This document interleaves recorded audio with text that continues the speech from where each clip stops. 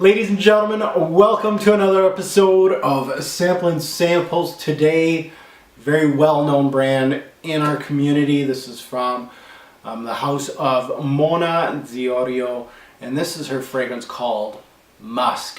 Now, I'm a huge fan of Mona the Orio's fragrances. Definitely, Cuir is a banger for me. That's her crown jewel for me. That and Oud.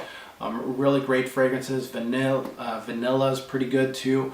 There's quite a few in the brand that I really absolutely like. But there's some snoozers too, and this is probably more of a snoozer than anything, guys, in sampling samples. But this one is called Musc.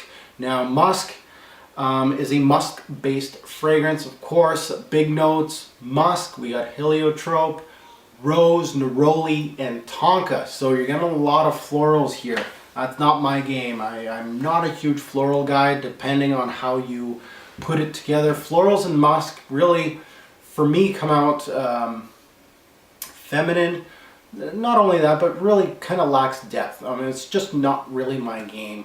We see neroli in this fragrance. I really do like neroli. I like the creaminess of neroli. Tonka, of course, a very complex note, and a note that I actually absolutely enjoy in a fragrance. So let's see what Mona the Orio's Musc gives me as far as impressions go. Musc from first sniff was really disappointing.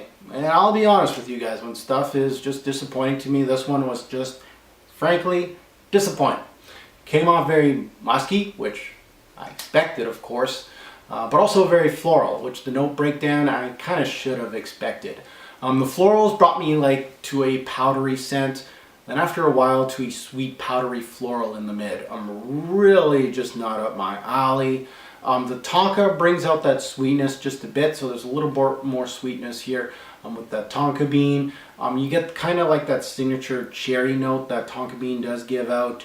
You can faintly smell that tonka between all the florals, so you can smell it there. You can smell lots of neroli, which was nice. The neroli was actually quite nice in this fragrance, but and of course a lot of musk. This fragrance is really pinpointed towards more of the floral side of things, the rose, the heliotrope, and of course that neroli. Now, I would gather to suggest musk was mostly suited for a woman than a man, and at the same time I would also say this isn't Mona's best work as far as fragrances go. Really didn't enjoy the blend that much, and as far as the authenticity of the notes and how it worked all together, really didn't work well together, to be honest. Fans of highly powdery florals with a musky backbone and a touch of sweetness might want to check this out. But really don't expect anything groundbreaking here. This was really just a snooze fest for me as far as sampling goes. And I enjoy Mona's work. Again, you know, you're going to hear from me, Mona, 10 out of 10 as far as Cuir goes. And then with Musc, you're going to hear me saying the good with the bad.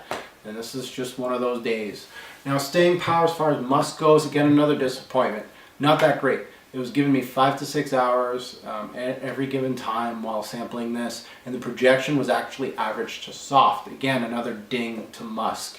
The good, I really failed. The words kind of fail me as far as being good in this fragrance. It was not a bad blend as far as being jumbly or anything like that. The blend was actually decent, so that's the good. The bad. Too floral. The florals really took the offensive in this fragrance, and it really wasn't my deal. It was bland as a fragrance. I felt like when I was wearing this, there wasn't much character to it. Not much going on as far as point A to point Z as far as the fragrance goes. From hour 1 to hour 5 or 6. Really not much going on here. So really just a snoozer for me. My final take on this fragrance. Is it bottle worthy? No. Is it another sample worthy, or is this a complete pass for me? I think this is the end of the road for me for Musc. I really had no intention of getting another sample of this stuff. It's definitely not bottle worthy. So for me, it's a pass. And star rating, as far as star rating goes, as far as quality, how much I enjoyed the fragrance, all this good stuff, 1 being trash bin, 5 stars being absolute beast. I'm going to give Mona the Orio's Musc 2 stars. 2 stars. Quality was good as far as the notes go. Blend was decent. It's just not my cup of tea, and I really can't really recommend this fragrance to anybody.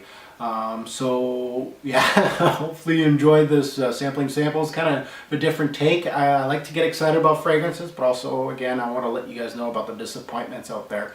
Musc was a disappointment, quite honestly. So comments below, I always welcome them. You tell me in the comments below how wrong I am about Musc. It's a masterpiece. You let me know. Let everybody else know. Tell me staying power is amazing on this fragrance. Hey, I'd love to hear it. If you've had the similar story as I have with Musc, comment below. Let me know that I'm on point with this one. Yes, you're right. So I hopefully you enjoyed this one, and I'm looking forward to your comments. Thanks for watching.